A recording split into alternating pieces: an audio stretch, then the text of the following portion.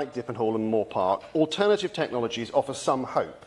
Satellite-based internet, for example, could provide connectivity to rural areas where traditional infrastructure is not economically viable.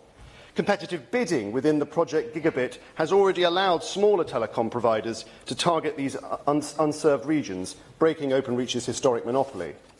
Earlier this week, I met with representatives from City Fibre, which operates in parts of Hampshire, including Bramshott, Liphook and Headley Down. Their involvement shows how opening the market to competition fosters innovation and provides tailored, affordable broadband packages to meet local needs. This diversification is critical for ensuring fair and affordable access for all. Diversifying the network also encourages local internet service providers, such as Grayshott Gigabit in my constituency, an award-winning full fibre broadband service, and the winner of the ISPA, which is the Internet Service Providers Association UK Awards in 2024 for Best Rural Provider. These smaller scale operatives can only continue to expand with continued government support. And while I recognise that the new Labour government has pledged to deliver nationwide gigabit broadband by 2030, I want to hold them to account.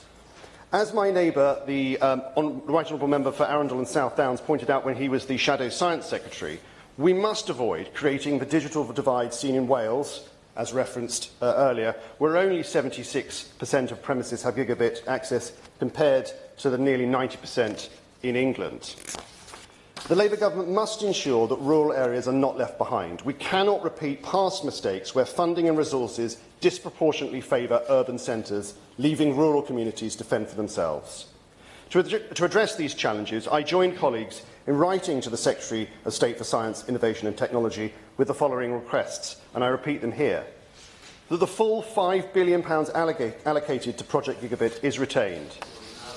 That this funding is divided proportionally between urban and rural areas, and that rural areas where broadband is not commercially viable are prioritised for future investment.